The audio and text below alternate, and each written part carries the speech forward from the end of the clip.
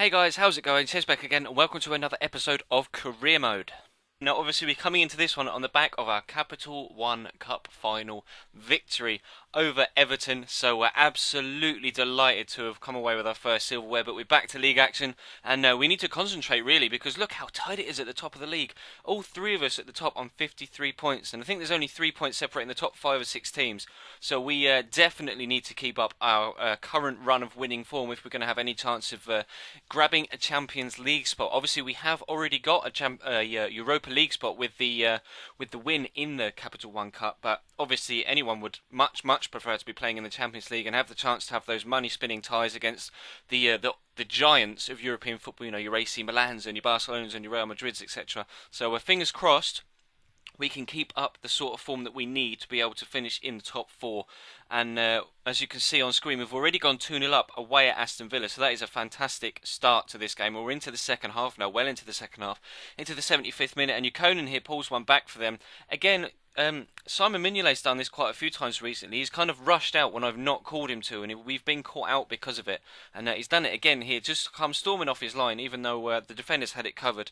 And had he stayed on his line, he probably would have saved that. But nonetheless, Yukonin was able to bring it back to 2-1, and it was a nervy last few minutes, to be honest. I brought on Adrian for Nelson Oliveira, and he had a good chance there right at the end to maybe extend the lead to 3-1, and then 93rd minute into stoppage time, Andreas Weimann has a shot that looks as if it was going to trickle just inside the bottom corner, but thankfully Mignolet was able to get down to it and palm it out for a corner. So we do take 3 points away from Villa, and one interesting thing to note here as we go into this game against Spurs, see if you can spot it.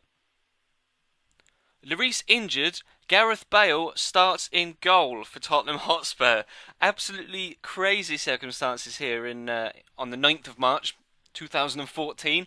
Sunday, a Super Sunday on Sky Sports 1, as you would presume. And Gareth Bale is having to debutise in goal for the injured Hugo Lloris. I don't know what happened to Brad Friedel or Carlo Cudicini or Aurelio Gomez. Maybe they've all retired by this point in Tottenham's in the career mode to this date. Because obviously we are coming towards the end of the second season, and Brad Friedel and Carlo Cudicini, I'm not entirely too sure how old Aurelio Gomez is, but I know Brad Friedel's would be 41 now, and Cudicini's getting on a bit as well. But we do take the lead there through Gary Medel. Nothing Gareth Bale in goal could do about that rocky shot into the top corner. And we had another good chance here. Gary Medel playing into Adrian, gets a bit of space, but the shot's blocked. Bale had absolutely no idea what to do there, but thankfully for him, the ball looped over the top of the bar. And then thankfully for us at the other end, they hit the post, and Andros Townsend was offside, so the goal does not stand. That would have brought them back level at 1-1. And obviously they would have set out knowing that they had a left winger in goal, and I just couldn't get past their back four. Like obviously you'd think, right, well, I'll just attack. I'll just go ultra attacking and fly at them and just score 6-7 goals, really improve our goal difference, and it will be absolutely wonderful. No. Just the absolute opposite. I just could not get past their back four. It took to the 83rd minute here as Nelson Oliveira just finds the through ball, settle at his feet, and he can just pull away from the defender with that extra bit of pace he's got and slot it underneath the helpless Gareth Bale into the back of the net. So we do go 2-1 up with 10 minutes left, and then into the 90th minute, the ball just rebounds here to Loic Remy, and I was like, do I close the ball down? Do I not close the ball down? I stayed in the middle, and then as I pushed towards Remy to try and block a potential shot, he squared it to Adebayor. Really should have done better with that. Absolutely skewed it wide with the whole goal at his mercy, but we do take a 2-1 win, thankfully, at home against Tottenham Hotspur, and they could be vital points come the end of the season. And look at this is our fixture list as it's going to be in the last 2 weeks. Why does that Blackburn game have to be there? Like, there's an entire free week. Why has it got to be played 2 days after Chelsea? I just don't understand. And then in May, we have a game every 3 days for about 4 weeks straight. I'm not entirely too sure why FIFA feels the need to do that, but it seems to be the case in every career mode that fixtures just get so highly congested that the game can't cope, and it doesn't have the nous to be able to space them out appropriately, so you do struggle with fitness. And with Europe next year, that's just going to be absolutely insane trying to manage fitness, so we are going to have to make sure that we bring in a few, if not a lot, of new players in the summer, and maybe keep hold of some of the deadwood rather than trying to shift players on, like your likes of Seb Larsson, and like we've just recently got rid of Jack Colback. Other players like Mohamed El Mohammadi. Is it Mohamed El Mohammadi? I think it's Mohamed El Mohammadi. Jeeps, that's a mouthful. But players like that we're going to have to keep on and not get rid of because we're going to need them for squad rotation next season. But we come into this game against Manchester City. This could be an absolutely crucial game at the top of the table. They're right behind us.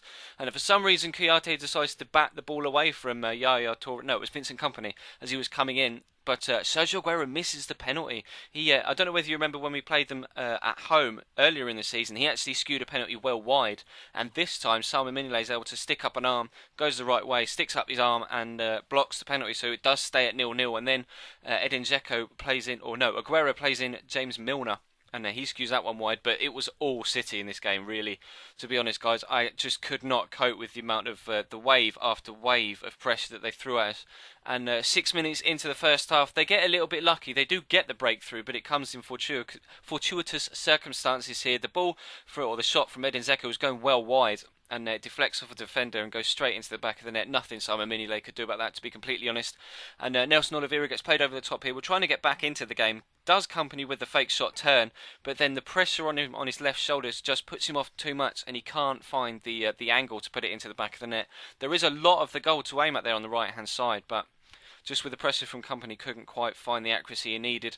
And Yaya Toure there goes down. I thought it was a dive initially, and I will show you the replay. Seb Larsson kind of scrapes his shin, and I was looking at that contact there. You see, there's not really much there, but if you look at his left arm, kind of hooks his arm under Yaya Toure's and will effectively, if it was real life and the graphics were a little better, he would have pulled at him. So Yaya Toure flops down, and that gives Sergio Aguero his chance for a third penalty this season against us. This time he does put it in the back of the net. Simon Mignolet goes the right way, as he has done with all of Aguero's penalties against us this season, but he saved one, Aguero's put one wide, and now Sergio Aguero has finished one. So that makes it 2-0, and that is how this game is going to end. We are going to lose 2-0 to Manchester City, and we're going to have to make sure that we pick up a lot of points between now and the end of the season, because this result could be absolutely crucial in our push for Champions League football.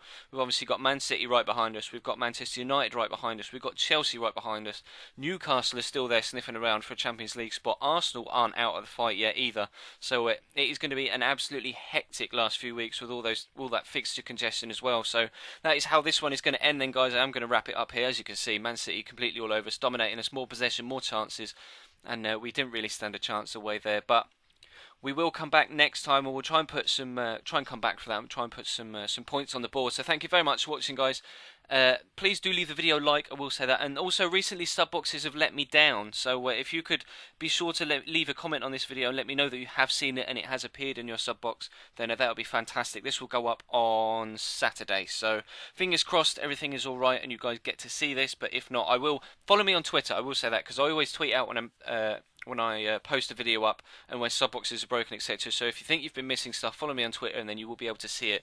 So yeah, I'm going to wrap this one up here, guys. So thank you very much for watching, and I will see you next time.